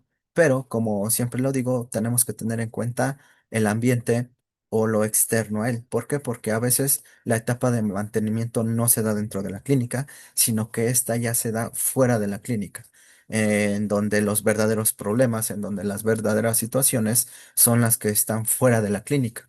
Digamos que dentro de la clínica todo es controlado hasta cierto punto. Me refiero a que no tienen contacto directo con las sustancias, no tienen contacto directo con esos problemas, porque la clínica misma es el límite. Entonces, ellos tienen que tener la fortaleza mental y el aprendizaje necesario como para decir, yo puedo hacer y poner ese mismo límite que la clínica está poniendo hasta este momento. ¿Por qué? Porque tenemos que ser sinceros. Cuando ellos están internados, están encapsulados. ¿Qué quiere decir? Que están aislados del exterior, están aislados de esos amigos, están aislados de esos problemas y a veces los problemas son tan grandes que incluso aislados los siguen dentro de la clínica, las noticias, las deudas, las personas, incluso los siguen dentro de la clínica. Entonces, así de grande es el ambiente y el estímulo que los espera a ellos, ¿no? Entonces, aquí, hasta este punto de mantenimiento, tiene que haber un trabajo en donde el individuo conoce. aquello que lo puede poner en peligro, conoce respuestas diferentes ante lo que esperaba de la sustancia, conoce otros patrones de comportamiento, conoce otras formas de pensar, otras formas de solucionar ideas y no solo conoce, como lo acabo de decir, sino que ya puso en juego, sino que ya practicó, sino que estuvo aprendiendo y lo estuvo haciendo y estuvo puliendo y lo estuvo llevando a cabo. Ahora solo toca ver qué tanto puede precisamente mantener este cambio para hacerlo así funcional. Y bien, quien no es capaz de llegar a la etapa de mantenimiento de forma óptima y le llamemos que se suele soltar del proceso o se le suele olvidar las etapas y las fases del proceso, pues llega a la siguiente fase que es la que reinicia nuevamente todo esto y es la fase de la recaída. Precisamente creo que la mayor prevención de una recaída se da en esta etapa de mantenimiento, pero el individuo hasta este punto no tiene que salir en cero. Una de las cosas básicas que se tienen que limitar del trabajo es que hasta este punto el paciente tiene que salir con factores de protección, que va a ser algo que vamos a ver, lo contrapuesto a los factores de riesgo. Tiene que salir con un plan de vida, tiene que salir con herramientas para la autorregulación emocional, tiene que salir con mínimo una herramienta contra la ansiedad, tiene que salir con esa valoración de poder monitorearse a él mismo. Tiene que salir con una o más redes de apoyo. Tiene que salir con uno o más hábitos de beneficio ante su salud. Tiene que salir con una o más cosas aprendidas que le ayuden directamente contra los síntomas, problemáticas o lo que el paciente exprese le hace falta. Tiene que salir al menos sujetado a un lugar, llámale iglesia, llámale grupo, llámale terapia, llámale espiritualidad, lo que sea que se le ofrezca dentro de la rehabilitación, precisamente entre más amplio sea el abanico, más posibilidad él tiene de agarrar nuevos hábitos. Pero vamos a entender algo de los hábitos y del proceso hasta este momento. Los hábitos son implantados en la clínica, pero estos precisamente son implantados. ¿Por qué? Porque se siguen reglas, se siguen normas que tienen que llevar a cabo sí o sí, porque así se da la organización del lugar. Y también el proceso de avance en esta rehabilitación utilizando este modelo transteórico, hasta cierto punto el hacerlo reflexionar, el hacerlo que reflexione diferente en tanto sus conductas, sus ideas, es hasta cierto punto forzado. ¿A qué me refiero forzado? Que lo tiene que hacer sí o sí. O sea, tenemos que entender que cuando el sujeto llega de forma involuntaria, es forzado y mucho de lo que sucede ahí es forzado, por más de que sea voluntario o por más de que él se le quiera poner voluntad, al final del día es forzado. ¿Por qué? Porque lo tiene que hacer, porque tiene que avanzar. Pero allá afuera tiene la libertad de no hacerlo. Allá afuera tiene la libertad de no seguirlo haciendo. Allá afuera tiene la libertad de volver a ese pensamiento inmaduro. Allá afuera tiene la libertad de volver a ese cinismo, de decir que ahora nada le importa o todo le vale. Tiene esa libertad. Mientras que en el proceso de rehabilitación lo tiene que hacer mientras esté bajo nuestra guía, mientras esté bajo nuestro avance, lo hace porque lo tiene que hacer o así es como nosotros deberíamos de trabajar. Pero una vez estando allá afuera, a veces hasta el proceso familiar o del entorno hacen que todo esto sea muy fácil de olvidar. Aquí adentro hay personas que se vuelven súper maduras y después de transicionar a la etapa de la preparación, hablan diferente y te dan ideas diferentes de cómo llegaron, pero allá afuera tienen la facultad de regresar a la primera etapa y no seguir manteniendo esto. Entonces, para que la etapa de mantenimiento se dé de mejor forma, nosotros podemos establecer compromisos con la familia. Y esto siempre es necesario. La red de apoyo es necesaria, no solo identificarla, sino hacerla partícipe del proceso. Si se supone que el proceso es serio para la rehabilitación de la salud de la persona, pues tenemos que tanto comprometer al paciente como comprometer a la familia para llevar a un proceso de mantenimiento más óptimo. Bien, ok, entonces hablábamos de la recaída, que va a ser esa fase o va a ser ese proceso donde si no se lleva a cabo un buen mantenimiento hay una recaída y vamos a tener algo claro. una recaída es necesaria durante el proceso de rehabilitación para ver que también se avanzó, se cimentó o se llevó a cabo la rehabilitación, ¿sí? A veces es algo a lo que se le teme mucho tanto de la familia como de los pacientes, precisamente porque la recaída va a ser esa apertura a decir al cinismo, al regresar, al de decir, pues ya consumí, ¿qué más da todo lo demás? Le llaman ellos tirar a la basura todo esto, pero en realidad no. La recaída es una serie de errores y para llegar a una recaída hubo una serie de cosas que acontecieron que tanto no se pararon como no se señalaron o no se trabajó en ellos. El ejemplo que yo pongo es que la recaída es una situación en donde el sujeto solito se fue poniendo la mesa y el último platillo es volver a consumir, cuando en realidad primero acontecieron muchas cosas antes de la recaída, ¿sí? Entonces, la recaída, llamémosle, es esta decisión errónea en donde se vuelve a consumir, en donde se llama, de acuerdo al tiempo en abstinencia, recaída, en donde si es un tiempo corto se le llama reincidencia, si es un tiempo largo se le llama recaída. Entonces, esa sensación, porque creo que es lo básico. La enfermedad es la adicción es una enfermedad crónica y precisamente es una parte de la enfermedad crónica es por la tendencia a la recaída, en donde a pesar de tener nuevos hábitos de herramientas, siempre hay una tendencia a la recaída. Y la recaída, como todas las sustancias, muchas veces viene precedida por una recaída emocional, en donde es mayor el número de personas que recaen primeramente emocionalmente y después lo hacen con la sustancia. Entonces son cosas que se tienen que valorar. ¿Por qué? Porque muchas veces se les habla de la recaída de las sustancias, pero no de la recaída emocional. Y la recaída emocional puede estar más presente en el individuo y a la orden del día. ¿Por qué? Porque somos emocionales y las emociones están allá afuera. Entonces, cuando el paciente no logra tener esta llamémosle ejercicio de mantenimiento que está latente, sí, y es necesario incluso para ver cómo el individuo reacciona al volver a consumir. Hay individuos que cuando vuelven a consumir, como les dije, ahora sí tiran a la basura todo y regresan a hacer lo que eran antes de la rehabilitación. Hay pacientes que cuando llegan a la recaída, en ese momento es el último momento, llamémosle, de conciencia, de fuerza de voluntad, de decir, aquí le paro, me hago responsable de esta recaída y ahora voy a poner en juego todo lo aprendido. Entonces también depende del paciente, de la voluntad. Cuando me refiero a voluntad, no me refiero a una energía, a una fuerza. Cuando yo hablo de voluntad, me refiero a un esquema aprendido, un esquema mental, como lo vengo diciendo, este conjunto de ideas que le ayudan al individuo a tomar decisiones de acuerdo y valorándose en ese mismo momento cómo está.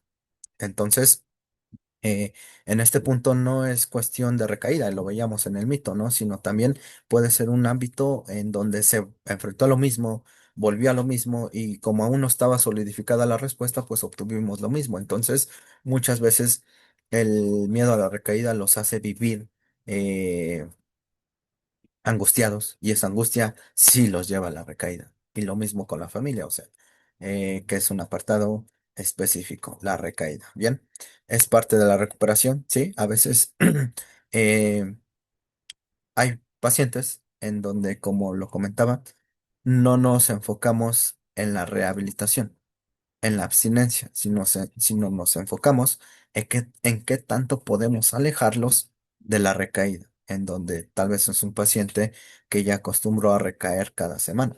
Bueno, pues ahora vamos a tener que vamos a darle uso a este modelo transteórico para hacer que las recaídas ocurran con menos frecuencia y sobre todo cada recaída es diferente, de toda persona cada recaída es diferente.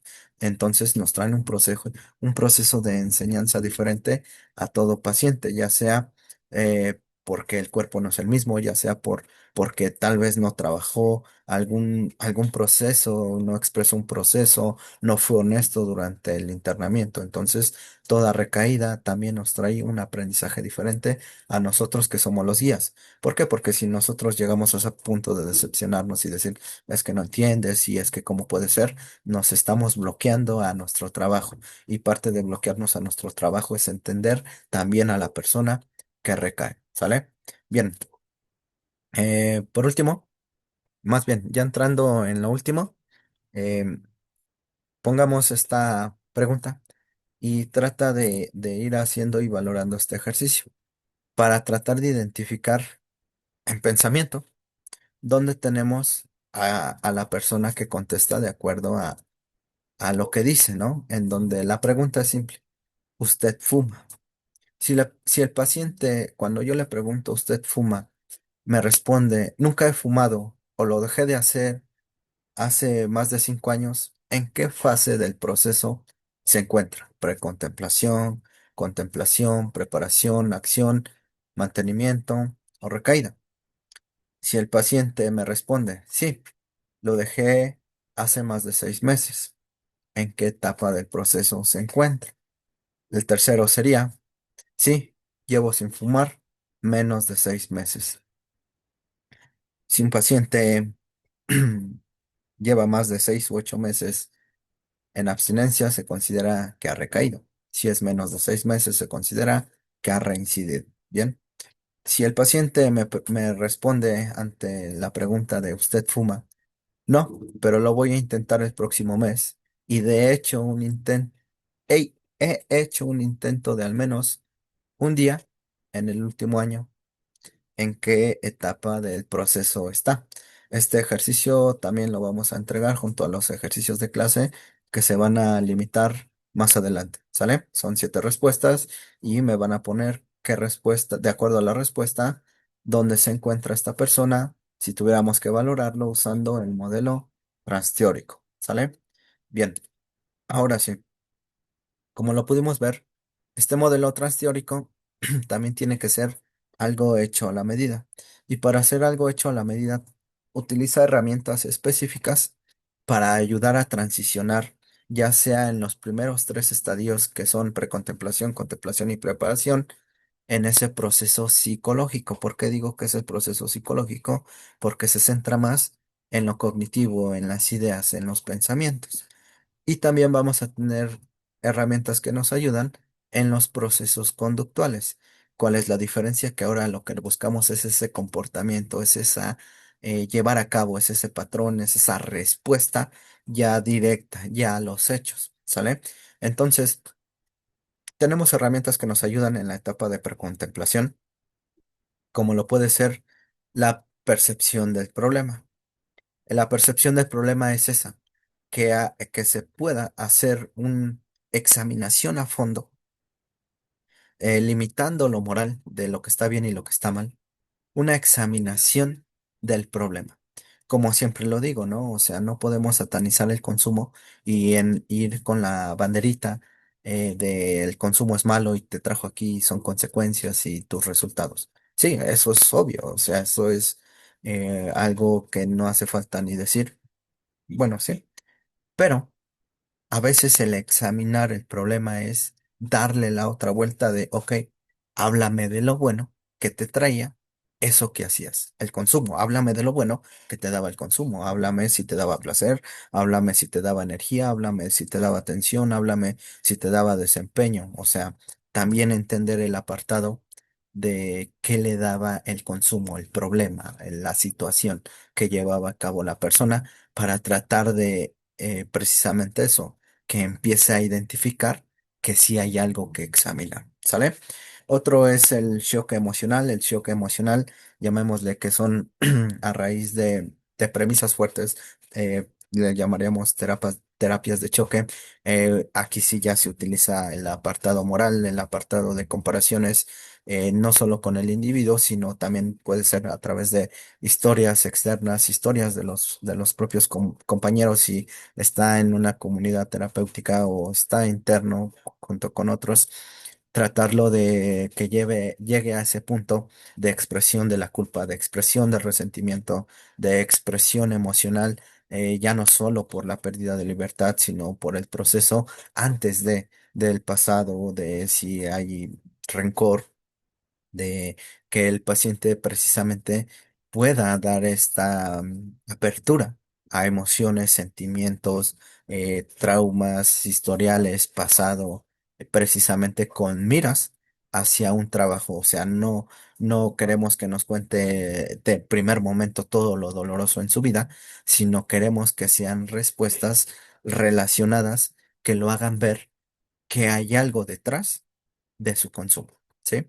Y por última herramienta que tenemos durante la etapa de precontemplación que se va a centrar en entender lo psicológico es la percepción de conductas alternativas, en donde nosotros tenemos la facultad de presentarle eso, el comportamiento que llevaba a cabo y presentarle el panorama en donde o nosotros le damos el papel o herramientas de alternativas o él mismo plantea alternativas.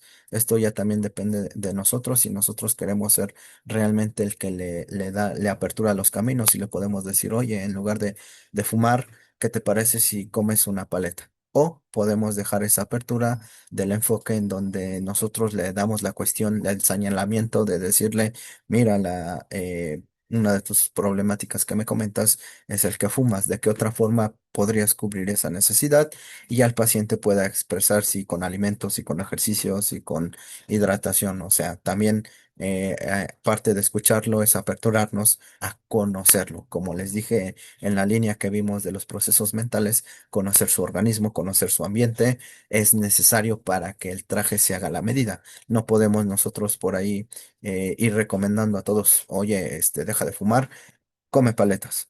No, no, no. O sea, tengo que incluso conocer si eso ya lo he hecho antes, si eso le funciona, qué tal y tiene dientes picados, qué tal y tiene problemas de azúcar, qué tal y no le gustan los dulces. Entonces, también revalorar mucho del pensamiento que podamos obtener a través de las alternativas a la problemática o alternativas básicas de su comportamiento. ¿Sale?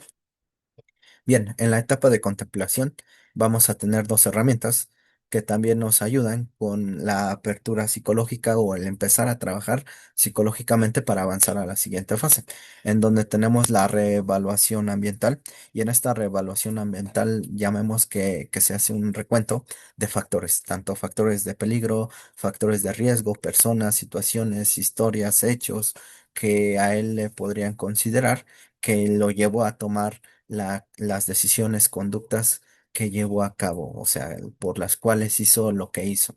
Entonces, es esa reevaluación que incluso se dé cuenta de su entorno, el que se dé cuenta de su historia, que se den cuenta, que él mismo se dé cuenta de dónde está, de a lo que se dedica, de su lugar en la familia incluso. Y esto también ya empieza a entrar en la reevaluación personal, en donde es una examinación de los autos, de los Autobots, autoestima, autoconcepto, autopercepción, autoimagen, en donde podamos entender que él exprese cómo se organiza a sí mismo, que cómo él piensa de sí mismo, cómo se ve a sí mismo, cómo se trata a sí mismo, porque recordemos que dentro de las fases de la adicción es la última es la pérdida individual, o sea, pierden autonomía, pierden una identidad y precisamente el evaluar cómo está en este auto es importantísimo para poder evaluar las posibles soluciones o el posible recuento individual, ¿no? En la etapa de preparación, aquí seguimos hablando de tareas psicológicas que nos ayudan a hacer que el paciente transicione, tenemos las conductas satélites y estas conductas satélites son alternativas. ¿A qué me refiero a alternativas? Son tanto un recuento, le llamarían la inspección minuciosa de todo lo que debíamos y cómo lo vamos a pagar.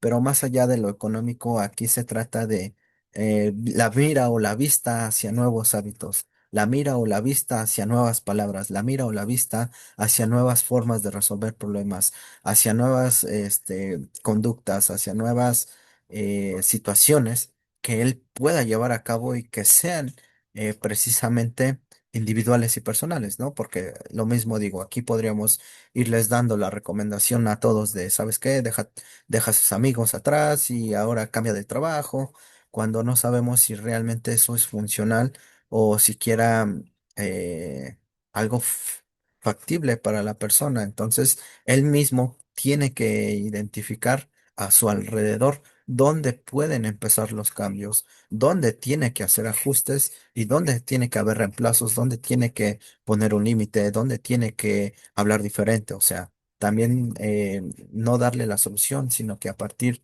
de conocerlo, poder nosotros ir hacia esa integración de la rehabilitación del proceso. Y por último, en la fase de acción, tenemos algunas herramientas como lo son conductas sustitutivas, buscar ayuda, premios y recompensas y control de estímulos. Y aquí ya estamos hablando precisamente de em, tareas conductuales, de condicionamiento. ¿A qué nos referimos con tareas conductuales? Con tareas que tengan que ver directamente con dejar de comportarse de tal forma, cambiar ciertas conductas, ayudarlo a que esto se vuelva un patrón específico, pero sobre todo entendiendo también que toda conducta tiene una función. El que él consumiera, el llevar a cabo esta conducta, tenía una función. Y esta función la tenemos que entender en las etapas anteriores. ¿Por qué? Porque si ahora queremos una nueva conducta, primero tenemos que entender en qué contexto se va a llevar a cabo esta nueva conducta y segundo, cuál va a ser la función de esta nueva conducta, ¿sí? En donde, por ejemplo, si al alcohólico le quitamos el alcohol, pero el alcohol y el alcoholizarse era una conducta que tenía la función de hacerlo sentir bien, de no, de, sí, o sea, trabajar 5 días de sol a sol y la única forma de desestresarse era con alcohol y nosotros le quitamos esta conducta. Entonces, ahora, ¿qué va a cubrir esa función?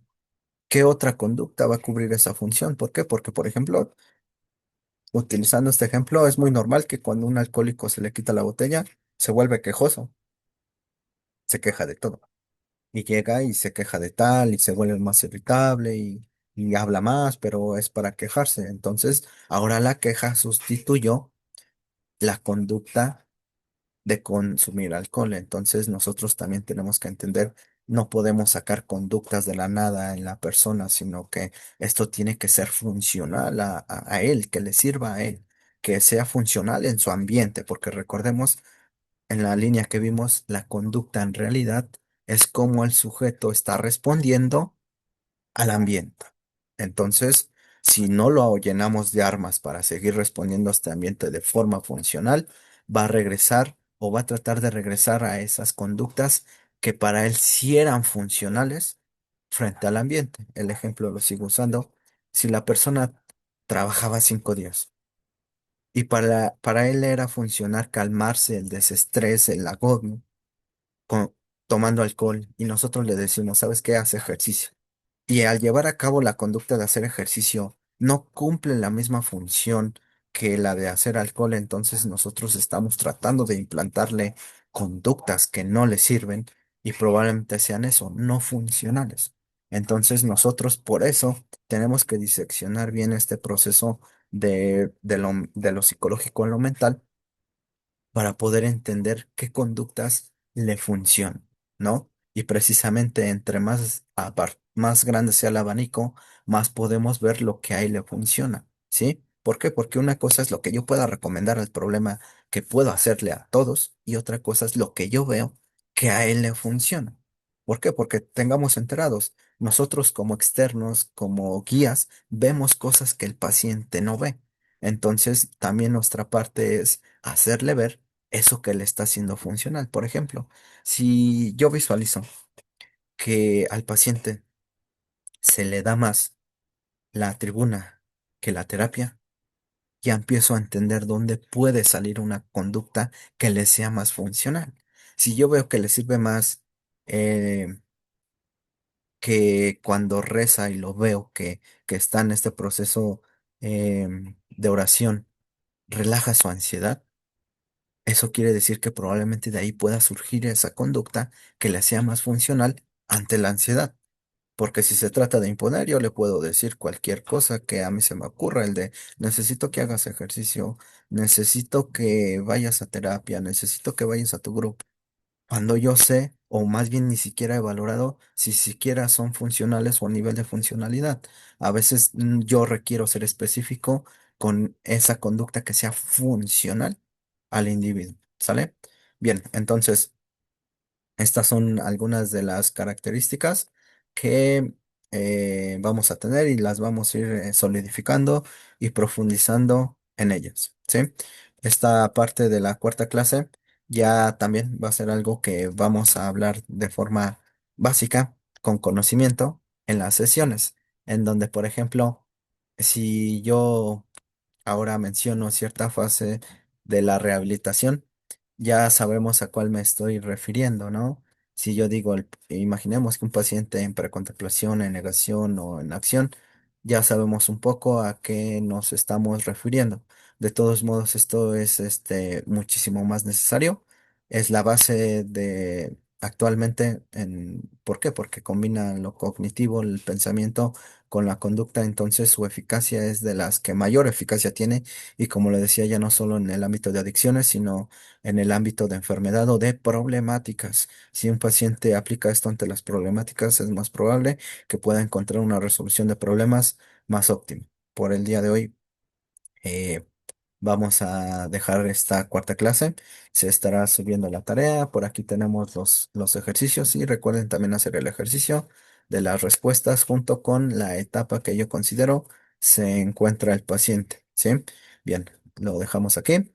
Gracias.